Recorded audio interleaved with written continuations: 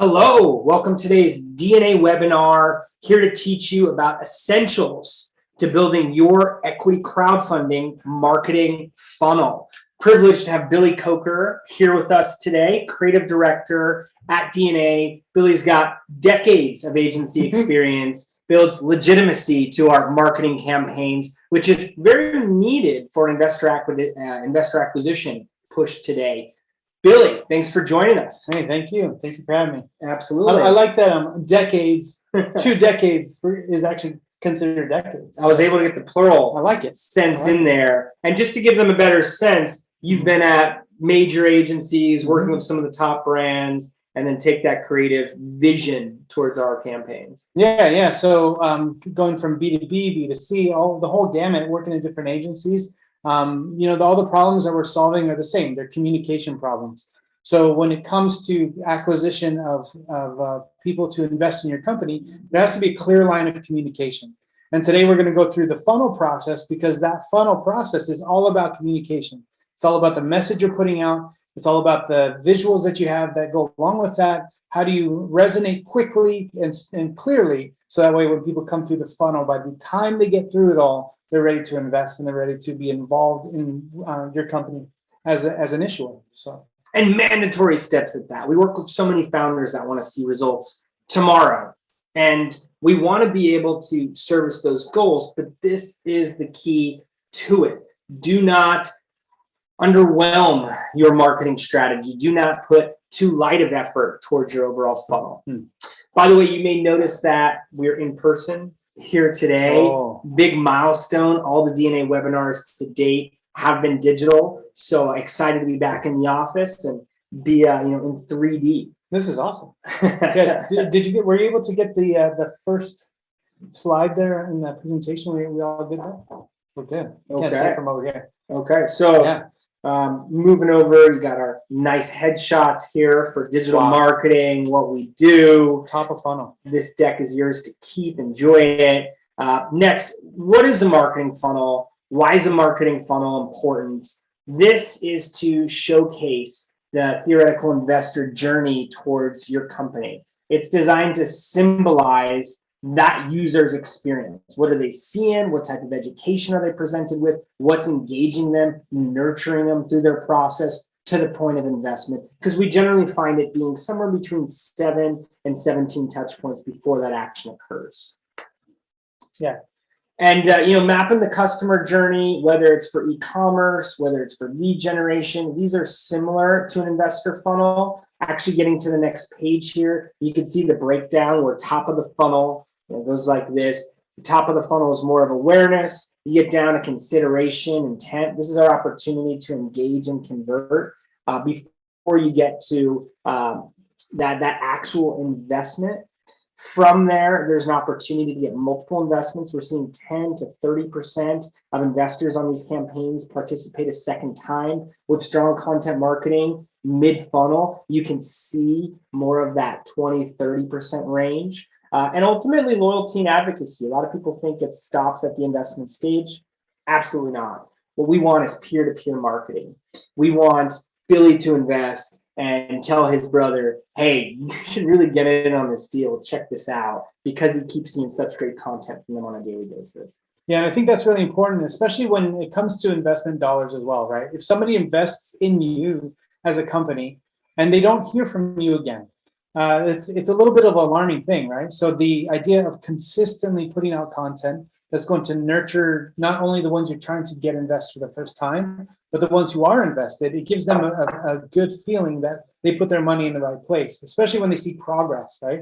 If you hit milestones, or even if you're already starting to plan bigger than you may have imagined, because those milestones are being hit more quickly, you're already thinking, maybe I'm going to go for a bigger raise, or whatever the case may be.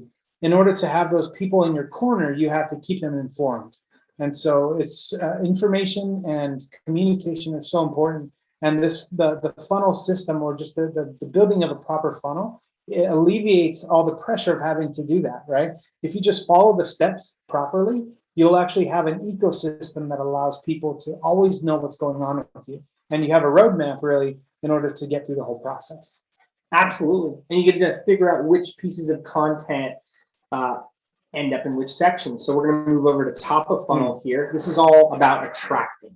So we get to really be intentional about what visuals, what copy the prospective investors are going to see during the awareness stage. So this includes prospecting ads, the ads that drive people to the offering for the first time, different than retargeting, which we'll get to later. This includes blog articles of any format for that matter, social media posts, we like to call short form, and landing pages, being able to get audiences to that first, find out more info type of statement. Right. And I think this is a really important thing to understand, that this is your handshake. This is your soft opening in a way. It's not usually as aggressive as what happens further down the funnel, right? Imagine if you were to meet somebody for the first time, and you're like, hey, how's it going? My name is Jason. Give me $1 million. It doesn't work. Wouldn't get a good conversion. No, conversion rate's really low. So there's a warming up process. And we see in the funnels, when people start with you, they hear about you for the first time, they're cold. And so they have to warm up to you in order to become a hot conversion. That's the idea there, right? The further down the funnel they get, the hotter they get. Now, some people come in mid-funnel, meaning they already have heard about you through an article that's really has a lot of social proof behind it, which we'll get to, or they hear about it from a friend. Those people are already very warm to the idea. But this is really for those people who are cold. They don't know who you are. There's that first awareness coming to them. Also, social media, blogs, those types of things are things that were being passed along and shared. Hopefully the content is good enough to actually be shared. And we want people to be able to have that shareability. But then the landing page is also a very important component of this too, because this is where you start capturing your own audience, right? You don't just want to reach people, but you want those people to be within your fold, right? You want to be able to get people to a landing page to where you can either use Pixel to target them, retarget them later, which we'll get to, or get an email address from them. So you start really building your own audience. So that's very important when it comes to having good conversions on the back end. Oh yeah, you need an audience. You need a crowd to crowdfund. Sounds basic, almost too basic to even state, but you would be, shocked to hear how many strategies do not incorporate audience building. You can really stack this upper funnel section, getting into the next page here about investor clicks on ads to a landing page. We'll give you a breakdown, but you can have tens of thousands of people, if not more, at this point in the journey. And then look at your conversion rates to the next stage of the funnel, and the next from there. I love how you mentioned shareability as well too. When I first learned about content marketing, I was taught that the definition is the creation of good, engaging content that's designed, it's physically made to stimulate social sharing and high authority links, meaning getting publishers to carry it, getting third parties, organizations, different types of influencers to reference to it. So keep that in mind as you're building your content strategies, as you're building your funnel marketing strategies. But as you can see on the screen here, top of funnel, attract, investors click on an ad, take them to a landing page. Billy, what are the components of a successful landing page? What type of design, what type of creative lens do you want to put on things when putting this very important piece of the puzzle into play? Landing page, when I think of a good landing page, simple is best. Okay. You get very straight to the point and you have a very clear call to action. Usually that call to action is to get an email address. Our goal is to get an email address from somebody, interest from somebody. And so in order to do that, we need to be able to get a hold of, when we get to their email address on that landing page, it usually takes the least resistance possible. So when you have high resistance on a landing page that has a lot of content, a lot of information, even a form that has a lot of fields, right? Like if you say you were to have a landing page with the sign up form, and then you want to know their first name, their last name, their date of birth, their blood type, all of those things. Those are the types of forms that people just gloss across. And they're like, there's no way I'm going to give somebody, a stranger, that much information. At minimum, we want their email address. It would be nice to also have a name. Of course, when we send out those emails, we will be able to know who we're addressing, right? So when we have a good landing page, that landing page will have a very clear understanding of what the offering is. And a lot of times, correct me if I'm wrong, but a lot of times these landing pages we'll put out there before the campaign even launches. So yeah, So we'll just be like, hey, guys, there's something great coming down the pipeline. We're going to give you a little peek, and to get more info, just give them a fear of missing out, give them a real sense of like, this is going to happen and it's going to be awesome. That landing page should drive that interest, right? Because then that interest will be followed by an email. All I have to commit is an email. That's easy. absolutely. I'm going to give an email. I'm going to get some information because this looks like a cool idea, cool product, cool company. Immediately. Now you have your audience. You're building your audience. And you don't give them too much. Now, if you decided you want to put all the information there, including all your financials and all of that, it might be a harder thing to get that person as an audience member. But just a little tease, some nice branding to it, gets them in the fold. And now you have your top of funnel audience building up and then warming up. So that's where we see ourselves building that landing page, right?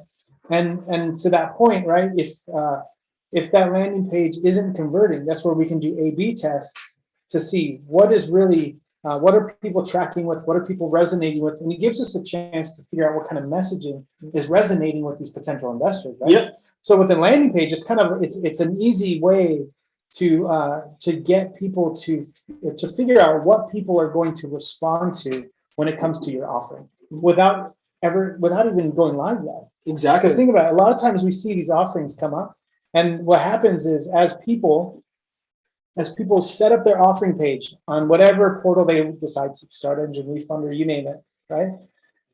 They've put a lot of work into that, but they haven't tested the messaging of the page. So they don't know if their messaging is going to fall flat or if it's going to do well. That's where the landing page comes in, because now the landing page can start testing the waters, get a good feel of what it takes to get people to respond. And then we may find that what we're saying isn't what people want to hear. And then we can correct our course and move forward. Absolutely. Because until the analytics prove it, it's really just assumption. I got a lot of those. I was told that in $5 gets you coffee at Starbucks today. Ooh. I wasn't sure. Is that a dad joke? I'm not sure. It might be, but I could go for that. Okay. Yeah. All right. So what I'm saying by analytics is, yes, we put together great strategies and they're based on research. They're based on different studies. But until we're physically looking at the report from the landing page and saying, of the A/B test, this page is performing better, this messaging is resonating with audiences, we're really just shooting in the dark. And we are often surprised as to what works. Oh yeah. Let's be real. Like we think, oh, this is a great way to say what we want to say. And then this is an okay way to say it. And maybe even I wouldn't say it like that. And until you know the performance, you may be surprised as to which one actually resonates. And there are certain formulas you can follow, but there's no guarantee. And this is an important conversation here in 2021 because Test the Waters has become legal. March 15th, not only did the Reg CF cap increase to 5 million, particularly been watching our webinars, you know this, but we can now do Test the Waters, which means we can announce the deal before it's physically live, before it's accepting investments. We can have the landing pages up. We can be doing, market research, market testing, seeing which investors are really responding to which sets of messaging. We can build out that audience beforehand. That way, when day one occurs, we have that head start. And I actually learned about this type of marketing, pre-launch marketing, from reward crowdfunding years back. I was taught analogies to an iPhone launch or a theatrical film premiere, where the 3 weeks leading up to that date, promotions are running hard. You want the prospective audience to see that number in their sleep. Friday, July 7th, July 16th, whatever it may be, you want that audience ready to go, ready to act. They can't wait to move forward once that day occurs. That's what we're trying to create with these Test the Waters campaigns. And that's what these landing pages and pre-launch marketing make available. Sounds like pre-planning. Pre-planning. Yeah, absolutely. Yeah, sounds good. Plug that in there. Yes. Yeah. Okay. So moving into mid-funnel, engage and convert. Investors give an email on the landing page, which drops directly into an engagement email marketing drip with the purpose of converting them to investing. So A prospective email and drip can be composed by a sequence of emails designed to educate users on the investment opportunities, highlight existing business momentum, business traction, press, and ultimately invest. You want to use, I like going back to the offline online comparisons as you were going with my questions to somebody offline. Same deal, whatever's working with the founder, an angel investor, in a VC meeting, you want that to be replicated here so it could go out to thousands of prospective investors at once. Yeah. Yep. That makes sense. Yep. And, I'll see a lot of founders want to talk just about their product here, but it's really about the company. It's really about what you would see in a pitch deck, the use of proceeds, the projections, making sure everything's compliant, of course, no forward-looking statements, make sure everything's signed off by legal. But at the same time, you want to craft a journey, a content calendar, where you're following up with each of these investors and giving them something to get excited, giving them something to receive immediate value, immediate education, perhaps, on an ongoing basis. Mm-hmm. And that will reflect in the conversion rate. Studies show a strong mid-funnel means a stronger conversion rate. Yeah, I would say, and the mid-funnel is really where the conversations happen, right? If the top of the funnel is that handshake, it's that first introduction, you're going to get someone's business card. You're not going to get right to business. Say you think of it like a networking meeting, right? You go to those, we get a little 2019 here. Yeah. We go back to when we could shake each other's hands. So that pre-COVID networking time where you're all hanging out and you're passing out business cards, you're not going to get into a serious pitch right at those meetings. You're going to get back to that person, go have lunch with them. Mm-hmm. That mid-funnel is you going to lunch for the first time. Yeah. You're having a good sit down. You're really going to get to the nitty-gritty of like, this is what we're looking to do. We think you'd be a great partner for us. This is where you can start finding those partners and those advocates, the ones who are going to wind up converting. And so that mid-funnel is has to be chock full of content and emails and the things that support it. So I think one of the next slides actually shows what is contained in that mid-funnel, right? Email marketing, blogs, again, but to show more thought leadership, show more authoritativeness at this point, not to build awareness. Social posts, retargeting ads. So these are the ads that are running to people who have visited your offering page. Maybe it's your landing page or another aspect of the funnel, but they've already had that first touch point. And as Billy's saying, this is where the dynamic occurs. This is where you really bond with somebody over lunch or a golf meeting or whatever it may be. You can have that live in digital sense and have it occurring across, again, thousands of prospects at once. Yeah, and we don't get really into it deep in this deck, but the type of content that's being put in here, the type of email content, the blog content, actually we're seeing more and more effectiveness coming from a video first approach as well. So like a lot of these things, it's been made easy for us to be able to get in front of our phones or in front of the camera and to be able to explain these things in our own language, right? So people, when they hear a founder talk about their offering in the mid-funnel, when they see video or podcast content that goes on in these blogs, like it gets embedded into the blog content or embedded into the social content, all of these things live in the mid-funnel. And we see that people really respond to that conversational content because you really get a sense of who's behind the company, what is the real vision for the company. And that's what's that engaging in the converting process all happens in that mid-funnel. And we see it in written word, in vlogs, in just everything we have here, social, retargeting. And I talk about retargeting a little bit because we talked about prospecting ads, getting people to see for the first time. Once we have them in the top of our funnel, once we have them kind of in the fold a little bit, how do the retargeting ads work? So I like going back to beginnings. When I learned programmatic advertising, which is the focus of ad tech outside of social and search, I was shown that it's all in the retargeting. So if you look in advertising as two pieces, prospecting and retargeting. The larger your retargeting pool, as a rule of thumb, the stronger your ads are going to perform. So we're getting people to the funnel. That's the job of the initial ads, just to traffic people there at a good rate, the right targeted audiences. Now, as we're getting the mid-funnel, we're running ads to the individuals who have visited the page, maybe further steps down in the funnel. We can have advertising messaging that speaks directly to them. So instead of getting the same ad over and over again, and the investor is like, okay, I get it. I've seen this ad day in, day out. I'm starting to get tired of it. we can have a whole experience. We can have a different ad showing up to them each week. We could have a different ad showing up to them as they experience different parts of the funnel with us. So we're reaching a very, very select, aware, dare I even say warm audience with the retargeting ads. And we can anticipate a higher conversion rate, a higher cost per acquisition, a stronger cost per acquisition of each investor, and even a higher return on ad spend as we're going after these groups versus a colder or higher funnel audience. Yeah, and I think that's where like the whole pre-planning thing is really important, right? Because say you're in the middle of your fundraise and you decide to run a bunch of ads because you haven't been gaining enough performance in your campaign. How much greater would your success be if you had started a few months earlier, just to at least start building your audience and start getting like a nice. So I think strategically, just being able to look at the big picture and get a head start on a lot of these campaigns is where I mean, at least what I've seen is the better performance in the campaign in general, right? Absolutely. Taking the time to message properly, brand it properly, get the content calendar for all the content marketing that coincides with the advertising, just having them all work together, I think is where it's at. I know there's different sides of the brain, different personality types who are listening to this webinar.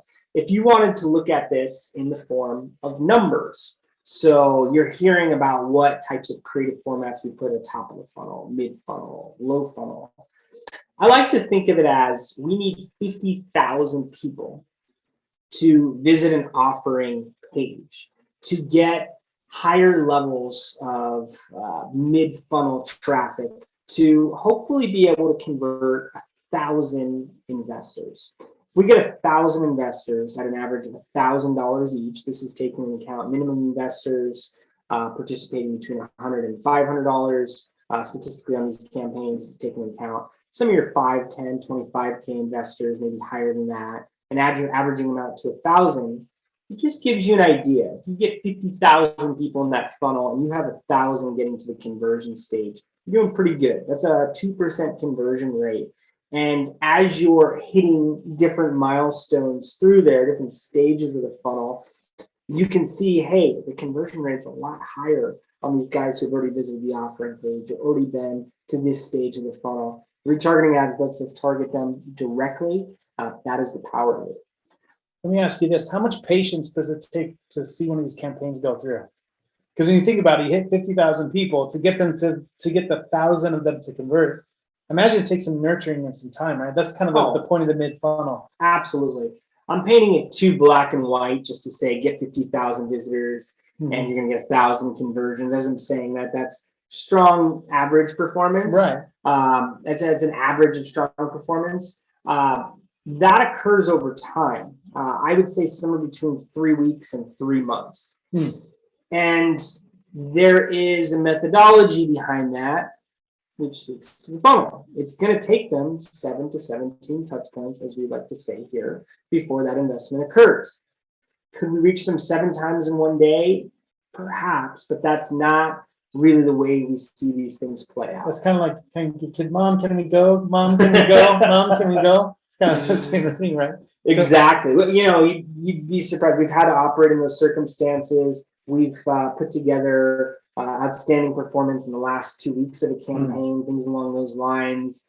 We've seen campaigns complete in the first week that they were live, but not the standard case. It's usually a 2 to 3 month campaign. On the fast side, we see extensions occur on some of these portals where it's 6 to 12 months. And we want to be able to have a longer, more in-depth content calendar and intelligent funnel where we're not just throwing the same info at the audience again and again. The calendar matures throughout different points of the year.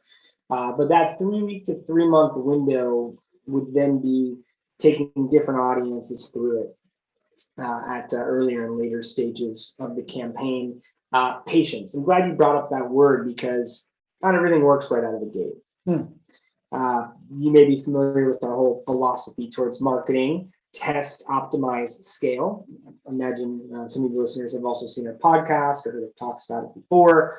Optimize, yes, we can optimize towards the best performing segments, but a lot of times it's a full pivot, even a pivot of this funnel.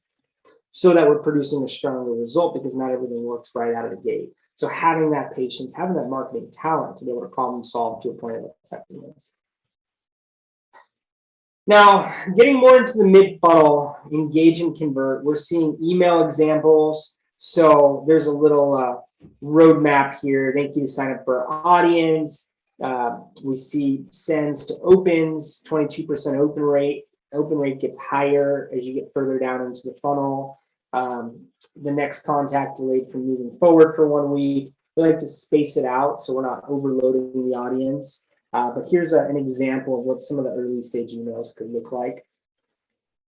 Moving to the next page, engage and convert, market opportunity email example, why the equity crowdfunding market is a booming investment opportunity, and not to miss out on the momentum. Yeah, I think this is really important because this is that ongoing conversation that you can have.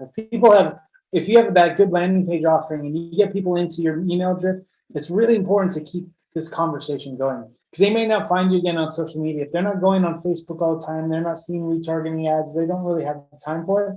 Their inbox may be the only place you get to get their attention again. Absolutely. So it's really, I think it's really important to emphasize the importance of these email drips as they go forward. Absolutely. And I have another one on the next page, investor testimonial email example. Lead investor raves about DNA. Hear what he has to say. This is great to point out because it's social proof. It's third-party validation. If I'm telling you how great our webinars are, it doesn't mean as much as if a third party does, as much as someone at your company stating that same information does. Maybe it's a high-level publisher, anything to validate the deal. So we've seen issuers use lead investors, industry experts. We've seen them point at press. We've seen them point at different accelerators that they worked with, anywhere where they could show an established outside party saying, this is a good deal. This company is going somewhere. You could be a part of it. Works particularly well as you get to mid-funnel. Yeah, absolutely. And I've seen just in recent cases where we have companies that are maybe in like a med tech environment, and they're in a very niche section of the medical field. Yeah. And then someone like there's a foundation that specializes in that as well, will come alongside and endorse them, and we see them like that. Having them behind them is huge. So to have like that. Absolutely. Yeah. It becomes part of the description. It becomes part of the narrative of, hey, this company is backed by this accelerator, or this company is working with this major medical group. It is conveying how much value there is behind it just by the association. This is not a harebrained idea anymore. Exactly. And moving to the next page, still talking about mid-funnel, engaging these audiences, looking to convert. I'm telling you, if you're able to get a larger percentage of your mid-funnel to convert, it's a lower hanging fruit, if you will, and definitely weighs heavily at the end of the day. So after an investor goes through an email and drip, investors can receive weekly to bi-weekly newsletters that focus on the business, focus on your raise traction as you hit 100K, 200K, 500K, million, 2 million. You're able to really celebrate that with this newsletter audience once they've already been through an email drip. Maybe it's 4 to 7 emails. Now they're getting a note from you weekly. And that's to keep them updated and keep your business top of mind. People need reminders. When we talk about the funnel, we're going through mid-funnel, oftentimes it's consideration, intent. Intent is a funny word. It's saying these individuals intend on investing. They plan on doing it, yet there's still a conversion rate. There's still a large percentage that don't see it through. Yeah, I could see that. Well, you think about how often we procrastinate, even just on like anything that we know we want to do. So like even like certain products we need to buy, you know, we just kind of always put them on the back burner. But sometimes you get that email reminder. Sometimes I'm on Amazon. It reminds me of what I was shopping for before. Yeah. Like, oh, I totally forgot I needed that. It's kind of the same thing when you think about it. Just our human nature. We get caught up in our day-to-day. We like this idea. We want to invest in this idea. But what if we lose them as an audience member because we just didn't engage them one more time at the right time, right? Absolutely. Just a little more, just one more little nudge to be like, remember us? And then they see some more traction with what you're doing, and it just may be the thing that pushes them over to invest. Okay. And just making it as easy as possible for them to move forward. You think about how many times you have to remind family members about a barbecue. Hmm. You know, like that exposure, that repetitiveness really goes a long way. I'll add one more example for investments. I can't tell you how many people I know intended to invest in Bitcoin at $8,000 or $12,000 and never They did. lost that one. And even with the dip, would be seeing exponentials. You know, they don't sell $8,000 Bitcoins anymore. That's just one example. But you take that same mindset of a retail investor who's looking at Robinhood, they're looking at potentially alternative investments, and then they come across equity crowdfunding, private equity deals, and they're positioning it in the high risk, high return portion of their portfolio. They're kind of on the fence about it. They're not sure. You want to establish trust. You want to be able to, again, make it as straightforward and easy as possible for them to take this action and not just anticipate that the deal will sell itself. Yeah, and this is where I feel like our superpower comes into play, where we can actually take, a lot of times when you're in your business, your head is so wrapped up in your own business that you forget how to communicate it outside of your organization. You start coming up with code words and phraseology within your business it really only makes sense in your own ecosystem. So how do you take that information and get it out to a greater audience? That's where we find ourselves helping our clients out in many cases to help them with messaging, branding. The content marketing that we write is really paring all that stuff down into much more palatable versions of itself. Now, not all clients are like that, but I see more often than not that, like, when you're in your idea, you forget how to communicate that idea, and you may want to overshare in certain situations too, right? So we have kind of that, we become that filter of how to say and what to say certain pieces of the offering. So I'm getting so many conversations where, like, okay, well, how do you say that in one sentence, or how do you say that in one paragraph, and how do you make it to where it can be easily readable, and then how do you keep it going? So this slide is perfect for that. Exactly. Looking at this slide with the retargeting ads, blog, social posts, email drips, all going to the raise page.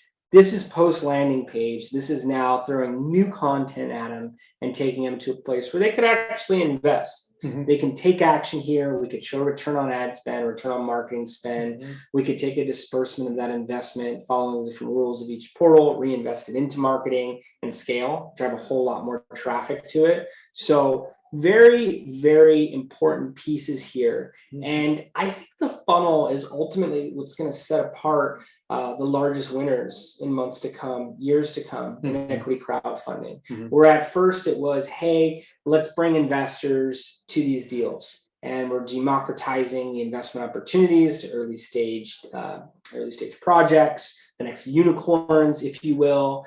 But now there's not an oversaturation of it, but there's a lot more options.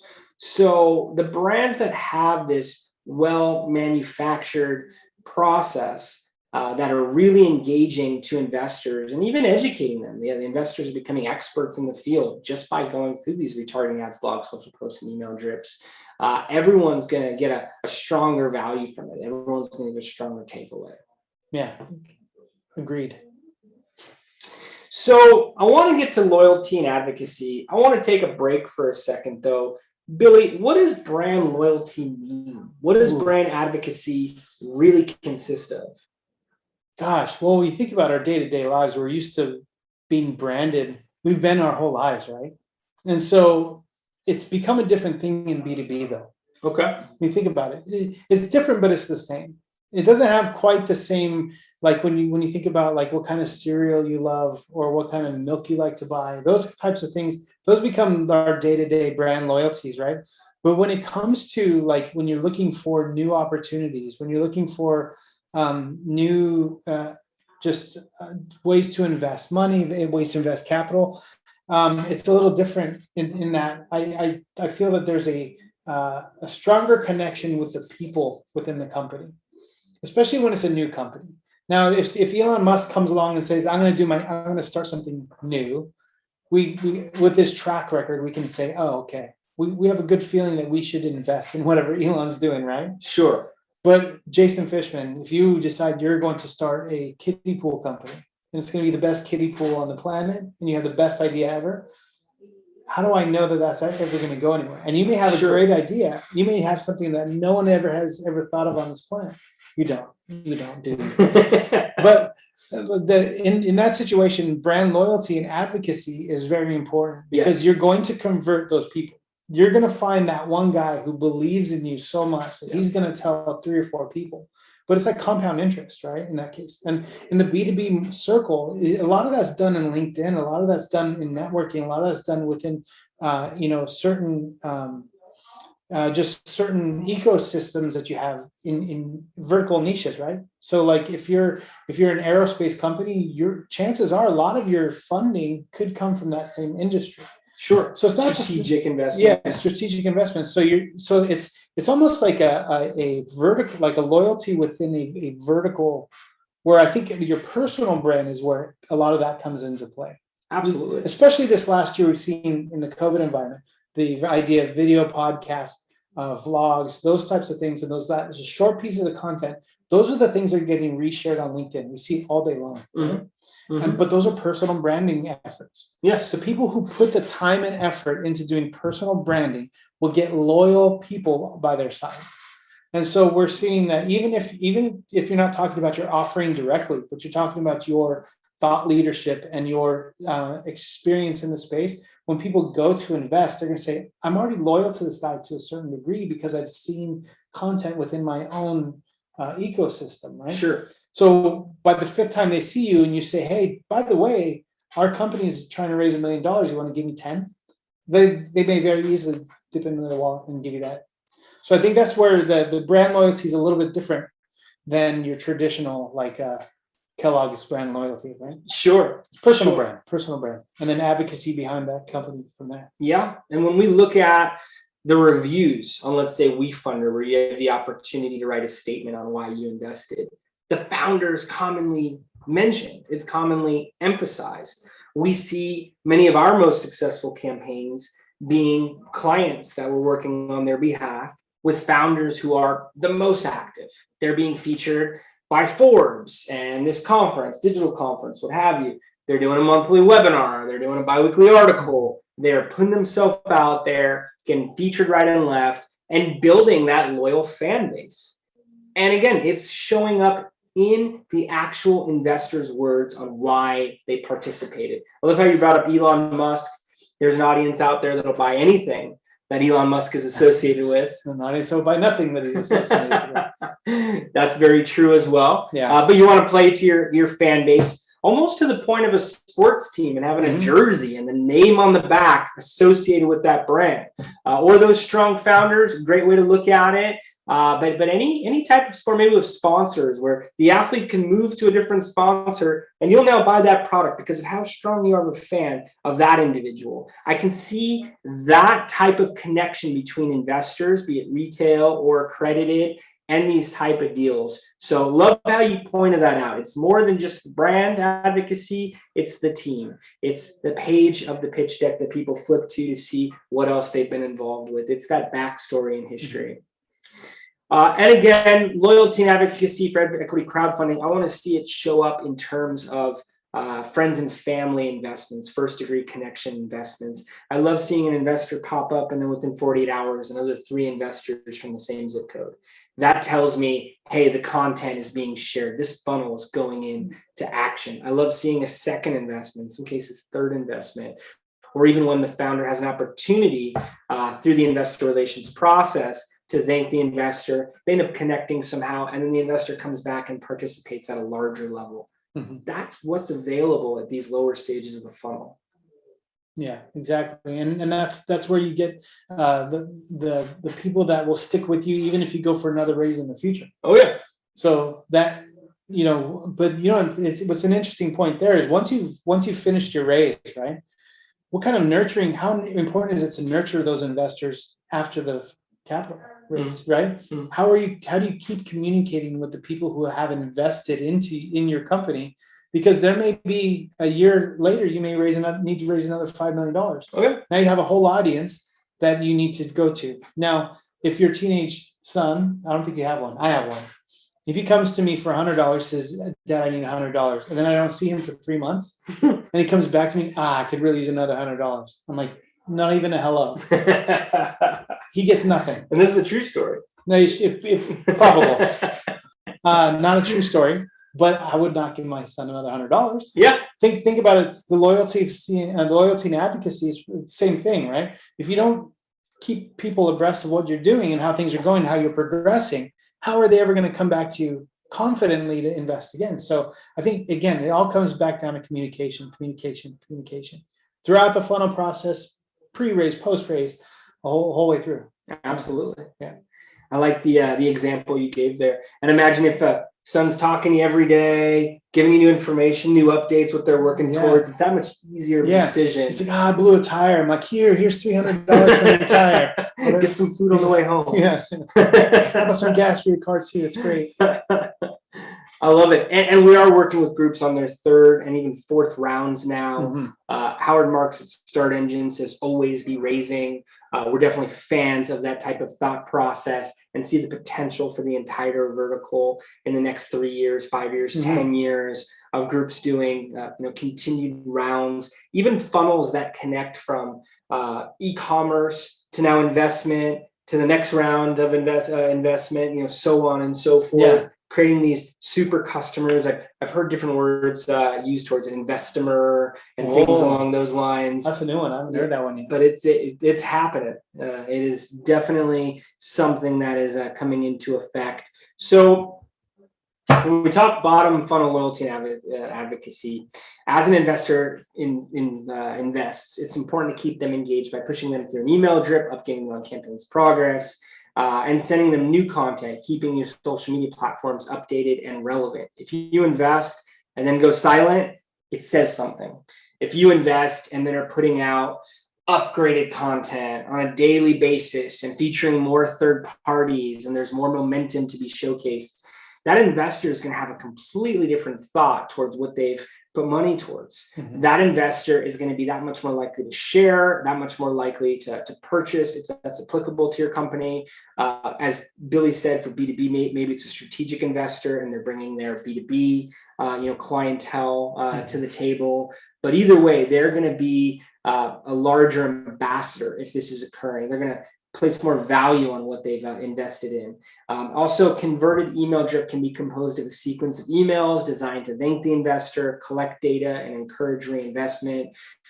We've worked with IR firms, investor relations, primarily on Reg A Plus campaigns, where they would see investors come in at a minimum level, let's say it's a few $100s, and systematically get another $2,000 or more from those same individuals. Again, make sure you're being compliant, following all the rules. For these Reg A Plus campaigns, they'd find individuals put another $200K just because of the connection that's formed. In this case, in an email drip, this is the digital version and can really be amplified. Could be offline, again, be compliant. However it occurs, form that relationship. Let that investor feel like they're really an owner in your company.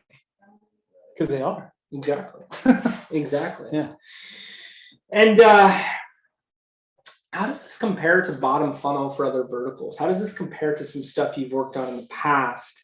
Whether it's e-commerce or B2B for lower funnel. I like making these analogies. That way audience can really see what's working and adopt that into their own investor funnel. I don't think it's very different. In any case, when you get to the bottom of the funnel, what you're really looking for is someone who's so confident in the purchase, right?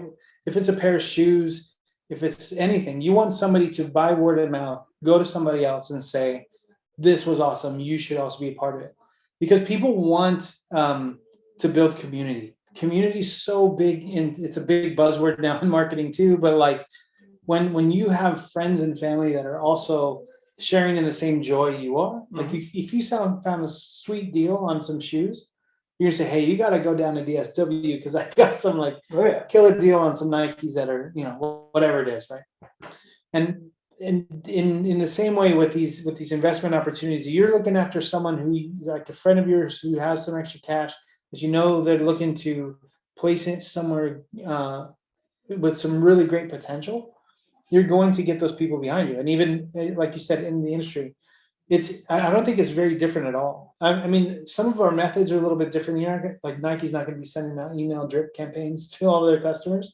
but they are going to retarget you all day long. If you Sure. if you start looking for shoes, we're using the same marketing tactics that everyone is using, but we've tailored them to this this type of offering. And it's a little bit different than e-commerce, a little bit different than those types of offerings, but really the methods are very, very similar. There's not much. And again, it's all about resonance in your communication, making sure whatever you're saying resonates with the people on the other end. Absolutely.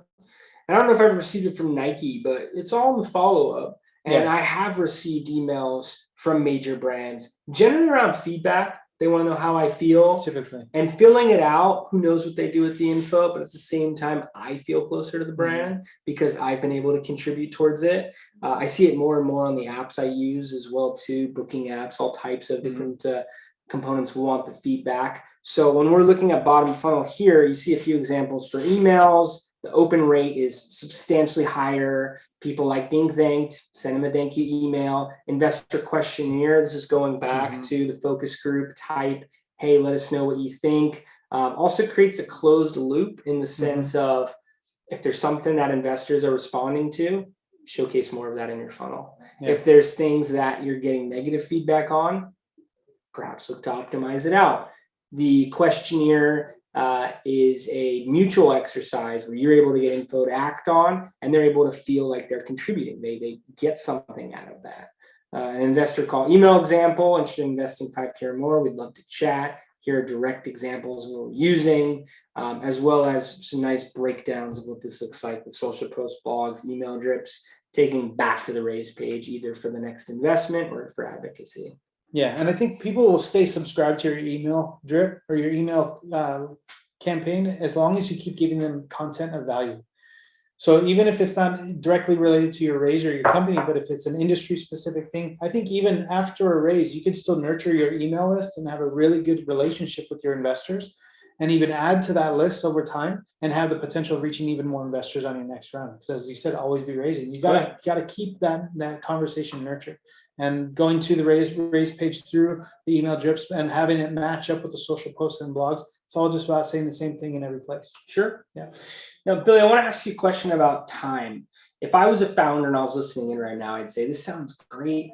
How do I create that? How much time is that going to take? What's it going to cost? Sure, a group could use an agency, a third party. Maybe the portal helps out a bit on this. But whether they're using someone in-house, externally, how much time should they plan for to create everything that we're talking about here? I mean, just on this page, we've got social posts, blogs, email drips. On earlier pages, on earlier slides, there's landing pages, ads, other types of aspects. As a creative director, what does production look like? I like to have 4 to 6 weeks, at least, even 3 months if we have the luxury. Because if we have that time, even if we had 6 months, I know it sounds like a long time, but when you're working on the stuff and you're testing things out, that time goes by really fast. Yeah. In the perfect world, if I had 6 months for every campaign we're working on, I would feel so good about coming right into it. Because there's the time and effort that it takes to craft that message, to make sure that what you're saying not only reflects what is your company is trying to do, meets compliance, also resonates with the audience. There's that magic game you're playing to find the perfect combination of words, right? The more time you have to test the waters, the more time you have to test the message, the more successful it's going to be when you open up the fire hose. So if you do take more time, 6 months would be awesome. 3 months, I'll take. 4 to 6 weeks, it's feeling a little more pressure. You might not have the same results, but it's still doable, right? 6 months into your campaign, it's a little late. Sure. A little late on that one. Sure. And it's an important distinction that you're saying, do all this up front. Don't be scrapping it together while you're working on your campaign. Sure, you can work on individual graphics, updates, but have it all planned out beforehand. Have it all ready to go months ahead of time, testing it, go live. Don't be panicking trying to get these elements together last minute. Yeah, and I think really that just will you see the strength in a campaign that takes the time to do it right. And a lot of it sounds like like you hear about the creative process. And I've actually, even as a creative, have had a hard time sticking to the creative process because I like to go. Sure. But when I stick to that process, when I take a little time, I notice that the response is better. The effectiveness is better. Even though I like to move fast, it doesn't always resonate as well. And what happens is, say you only have a week to do something, you may only get one or two options to choose from within a week. But if you have the months that takes a while to craft, you're looking at hundreds of options, and you're testing those things, and you're looking at a real understanding of like what works, what doesn't work. And it's then you can start to have data to back it up, rather than my feeling or creative's feeling or graphic designer's feeling, copywriter's feeling. That means nothing when it comes to actually what people will respond to. So yeah, giving it the right amount of time, very important. Oh yeah. And when you say creative process, are you talking about a 10-hour blue sky meeting, figuring out what the brand does in different situations, what kind of car the brand would be? Are you talking about taking existing assets and then maybe building a 20 image, creative library, some initial video that you could then splinter out? What exactly is the overview of the creative process, not necessarily the details? The overview always starts with message.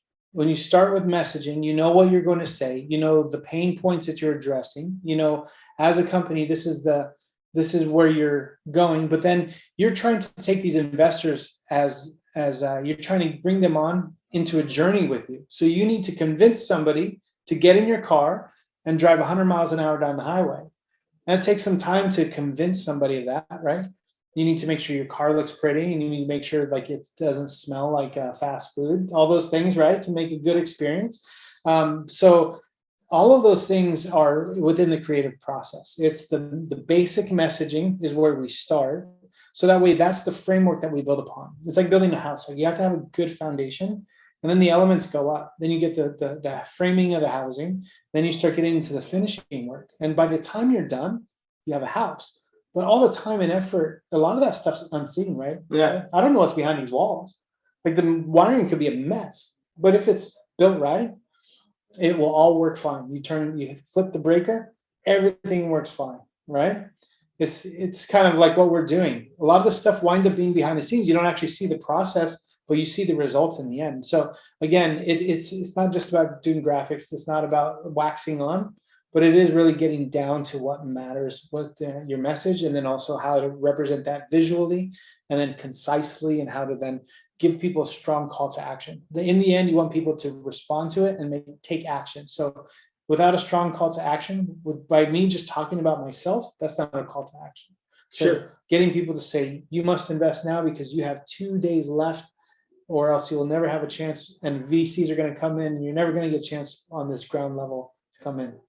Conversation we had recently with the client. So things like that, just making sure you have those conversations, lay out the plan, so that way when you execute, we have a good roadmap to get through the entire campaign and push people through that funnel. Absolutely.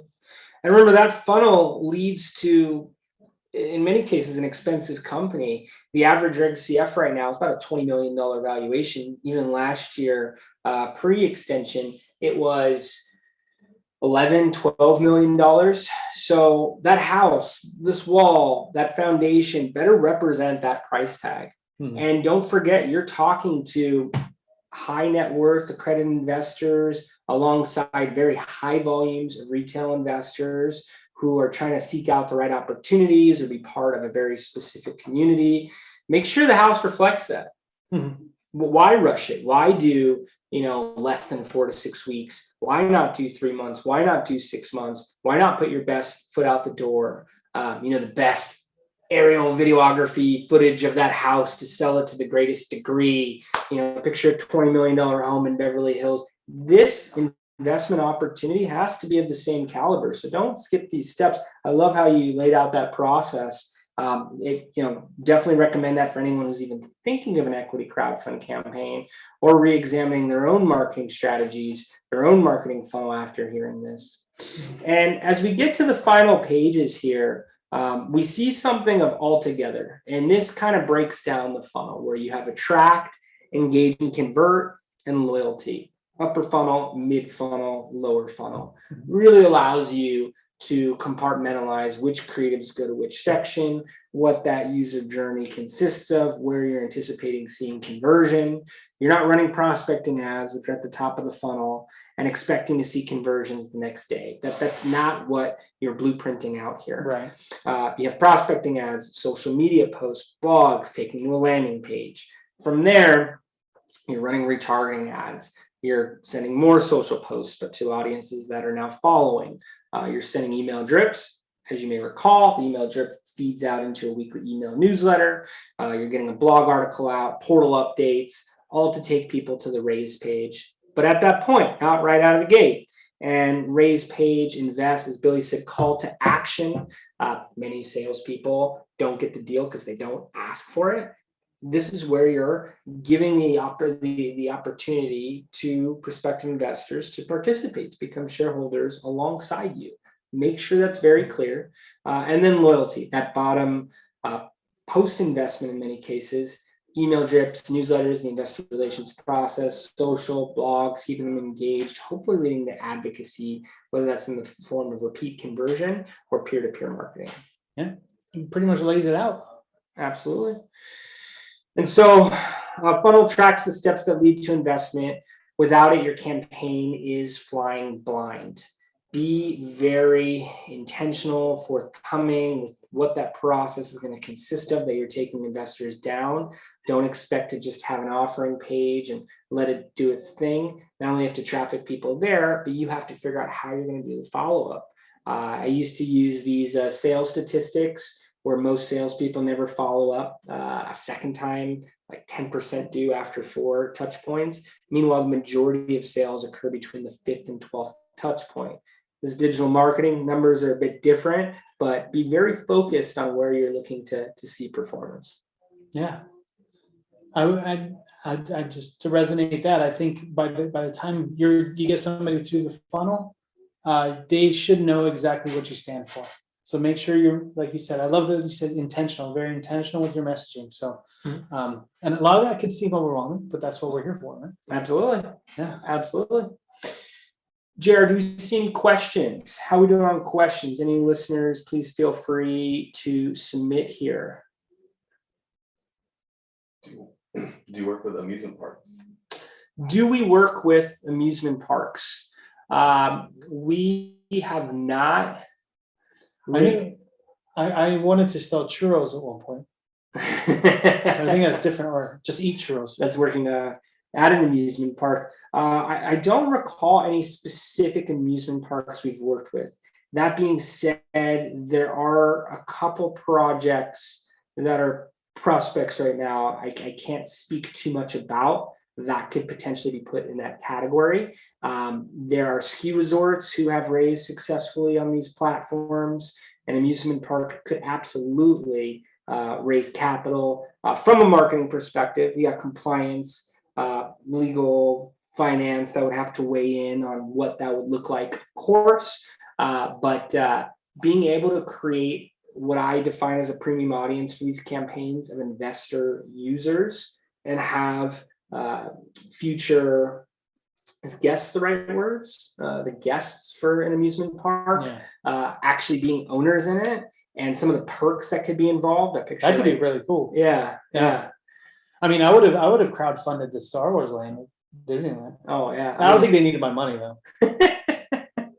But George Lucas isn't sitting around with a whiteboard saying, "How do we get Billy Coker's dollar?" No, he's already got it.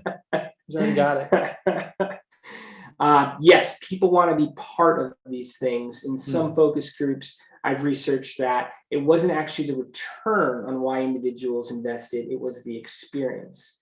They wanted to be part of this company and their future momentum. So I could definitely see that fitting with an amusement park. Is it the only one? That was a good one, though. if that was the one question I had to take, that was the one I wanted. There you go. The amusement park question. I'm amused. Coming to life. And I'm trying to think, in regards to branding, in regards to funnel marketing, what questions do you get asked the most? I usually get asked, where were you when we started this thing? I'll be honest, like the one I've been hearing a lot lately is I can't emphasize enough how important it is to do this work early on. Because usually when someone is in a desperate situation, when they're trying to make, they're already started their campaign and they're not seeing the success that they're hoping to, a lot of it is because they didn't do the work on the front end. Yes. And so, branding, marketing, messaging, all that stuff is a discipline that can be done for any company out there, right? And so we work with companies of all throughout different gamuts, but the principles are the same, the discipline's the same. The problem arises when somebody, when companies don't take the time to do it on the front end properly. Yes. And then even if they do the work, sometimes that work falls flat. So having people in your corner who can then pivot and change and modify, optimize the message before we scale it, that's where that especially in these campaigns, they're not long game, right? These equity crowd funds are really short game. Mm. They're little short campaigns, 3 months, 1 year at the most, right? But you need to be able to do the work on the front end, so that way when you start getting into that game, into that short game, you're very well prepared. So I would say that's the one thing we see most. Is the one question I get is, where were you when we started this thing? Yes. Yeah. And I can't echo that loud enough. If you are thinking about doing a campaign, start putting together your funnel now. You can get in contact with us at any point. We are a resource. We want to see a higher level of success industry-wide. Billy, if anyone wants to get in touch with you, if anyone wants to continue the conversation, what's the best way for them to do so? You can email me at bcoker, Billy Coker, or just bcoker@digitalnicheagency.com. Boom. Coker. Probably should be on the screen somewhere. There you go. There you go. And probably see my contact info at some point. Welcome to submit to the site, but definitely encourage you to get in touch with Billy, ask more creative questions. For all listeners, We have one more question. one more question. Is it a good one?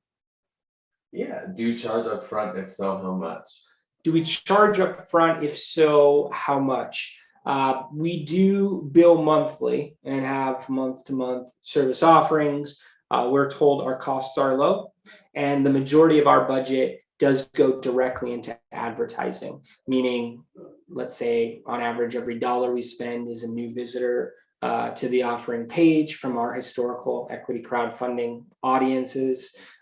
We have 3 core values over here. The first one is to be easy to work with, just to not leave on a cliffhanger. The other 2 are communicate early. Used to be communicate well. We now call it communicate early, and answer with algorithms.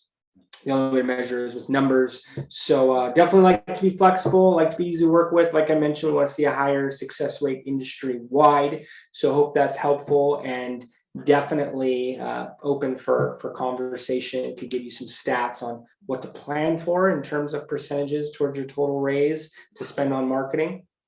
But that's going to wrap things for today. It is. Billy, thanks for taking the time Thank you. to join. Appreciate everyone for logging in and listening. If you're watching this video later on, please feel free to share or reach out with any questions at any point. Thank you. Thank you, guys.